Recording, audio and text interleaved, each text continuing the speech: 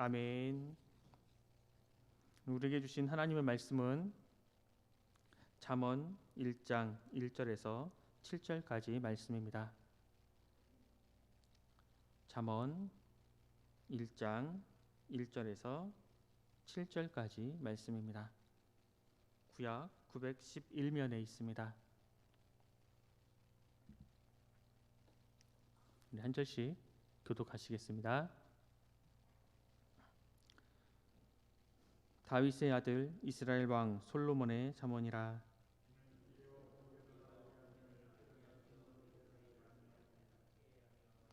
지혜롭게 공의롭게 정의롭게 정직하게 행할 일에 대하여 훈계를 받게 하며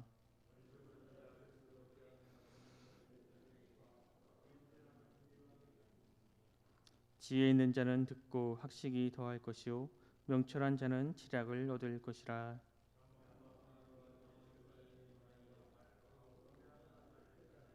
칠 절 말씀 함께 읽겠습니다. 여호와를 경외하는 것이 지식의 근본이거늘 미련한 자는 지혜와 훈계를 멸시하느니라. 아멘.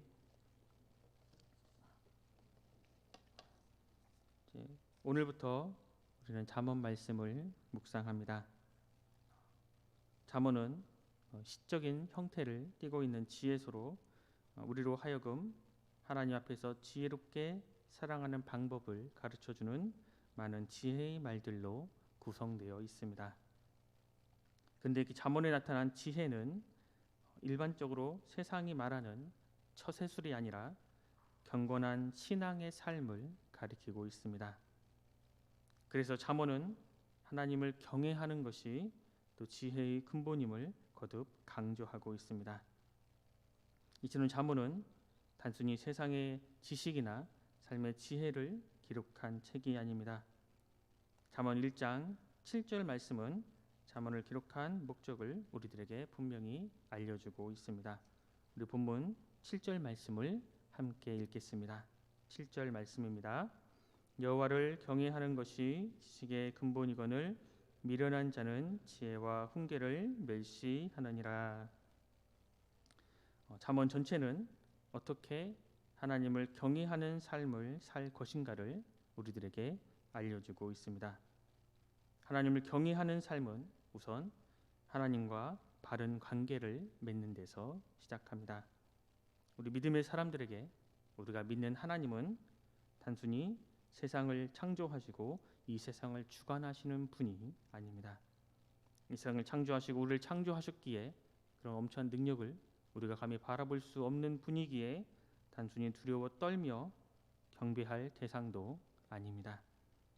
하나님은 우리의 아버지가 되시고 또 우리는 그분의 자녀가 됐습니다. 잠언을 통해서 우리는 이러한 관계를 다시 확인하고 이러한 관계로 돌아가야 하는 것입니다. 이러한 관계를 우리가 제대로 알고 우리가 하나님을 어떻게 경외하는 삶을 살 것인가 찾아야 하는 것입니다. 어떻게 하나님의 자녀로서 하나님 아버지께 영광을 돌리고 또 하나님 아버지 그분을 경외하는 삶을 살 수 있을까요? 잠언을 전체적으로 보면 하나님을 경외하는 삶은 단순히 하나님을 예배하는 것에서 그치는 것이 아닙니다. 단순히 일주일에 한 번 교회에 나와 하나님 앞에 예배 드리는 것이 하나님을 경외하는 것이 아니라는 것입니다. 하나님을 경외하는 것은 우리의 삶을 통해 하나님과의 관계, 또 사람들과의 관계, 또한 하나님이 주신 모든 자연 만물과의 바른 관계를 가져야 함을 알려주고 있습니다. 우리의 이웃들, 믿음의 이웃들, 또 믿지 않는 이웃들 뿐만 아니라 주님께서 창조하신 온 세상 자연 만물과도 우리는 바른 관계를 맺어야 합니다. 위로는 하나님을 경배하고 하나님을 경외하며 하나님께 영광을 돌리고 또 옆으로는 이웃들과 바른 관계를 맺고 살아야 합니다. 그렇게 살아갈 때에 하나님께서는 우리의 삶의 모습들을 통해서 영광 받으시는 것입니다. 오늘 본문 1절은 잠언을 기록한 자가 누구인지를 밝혀주고 있습니다. 우리 1절 말씀을 함께 읽겠습니다. 1절 말씀입니다. 다윗의 아들 이스라엘 왕 솔로몬의 잠언이라. 솔로몬은 열왕기 상에 보면 기브온 산당에서 하나님께 일천 번제를 드렸습니다. 그리고 그 직후 하나님의 음성을 들었습니다. 내가 내게 무엇을 줄고 너는 구하라. 그때에 솔로몬은 이렇게 대답했습니다. 열왕기상 3장 6절에서 9절 말씀을 제가 읽겠습니다. 솔로몬이 이르되 주의 종 내 아버지 다윗이 성실과 공의와 정직한 마음으로 주와 함께 주 앞에서 행함으로 주께서 그에게 큰 은혜를 베푸셨고 주께서 또 그를 위하여 이 큰 은혜를 항상 주사 오늘과 같이 그의 자리에 앉을 아들을 그에게 주셨나이다. 나의 하나님 여호와여 주께서 종으로 종의 아버지 다윗을 대신하여 왕이 되게 하셨사오나 종은 작은 아이라 출입할 줄을 알지 못하고 주께서 택하신 백성 가운데 있나이다. 그들은 큰 백성이라 수요가 많아서 셀 수도 없고 기록할 수도 없사오니 누가 주의 이 많은 백성을 재판할 수 있사오리까.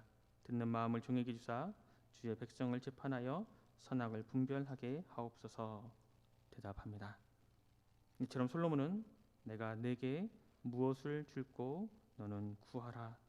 이 하나님의 말씀을 듣고 백성을 재판할 때 선악을 분별할 수 있는 선한 마음을 지혜를 구했습니다.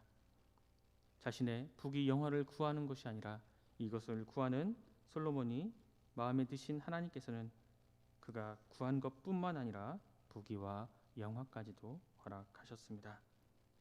솔로몬은 이렇게 하나님께 받은 지혜를 토대로 잠언을 기록했습니다. 이어서 2절 말씀을 함께 읽겠습니다. 본문 2절 말씀입니다. 이는 지혜와 훈계를 알게 하며 명철의 말씀을 깨닫게 하며. 2절 말씀을 보면 솔로몬이 이 잠언을 기록한 첫 번째 목적은 첫째로 우리로 하여금 알게 하려는 것입니다. 안다는 말은 우리가 어떠한 경험을 통해서 그런 지식을 수집한다는 뜻입니다. 그리고 그 알게 하는 것이 바로 지혜와 훈계를 알게 하려고 이것을 기록했다고 이야기하고 있습니다. 지혜란 삶의 경험을 근거로 생각하고 또 행동하는 방법을 이야기합니다. 전쟁의 어떤 경험을 바탕으로 또 전략을 짜고 또 항해사들이 자신의 경험을 바탕으로 배를 운영하는 것을 말합니다. 이 말은 성경에서는 일상생활에 우리가 일상을 살아가면서 평소 삶을 살아가면서 무엇이 하나님 보시기에 옳고 그른지 어떤 것이 하나님이 원하시는 일인지를 아는 것을 이야기합니다. 우리도 우리의 삶을 살아갈 때에 우리가 선장이 되어서는 안 됩니다. 선장은 우리 하나님이십니다. 우리가 가지고 있는 부족한 경험을 바탕으로 우리 마음대로 우리의 삶을 살아가서는 안 되는 것입니다. 우리가 생각할 수 없는 삶의 경험과 또 지혜가 담겨 있는 하나님의 말씀으로 하나님의 뜻을 알고 그 하나님의 말씀과 하나님의 뜻대로 우리는 살아가야 합니다. 그런 알물 바탕으로 우리는 우리의 삶을 우리 마음대로 살아가는 것이 아니라 하나님이 인도하시는 대로 하나님의 말씀대로 하나님이 원하시는 방향으로 나아가야 합니다.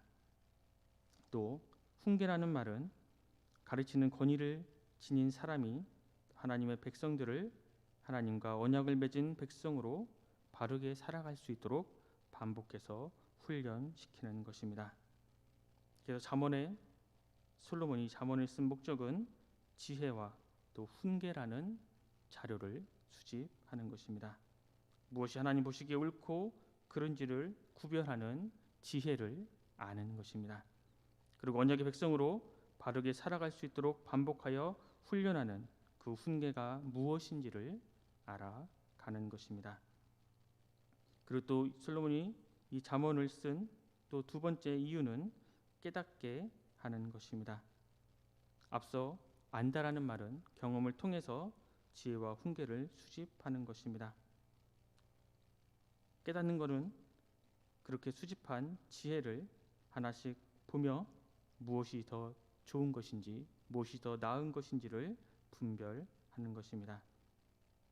안다는 것이 단순히 귀한 말씀들을, 귀한 보석들을 수집한다면, 깨닫는 것은 그 수집한 말씀 중에, 수집한 보석 중에 어떠한 보석이 더 귀한 것인지, 더 우리에게 와닿는 것인지 자세히 관찰해 비교해보고 가장 귀한 것을 골라내는 것입니다.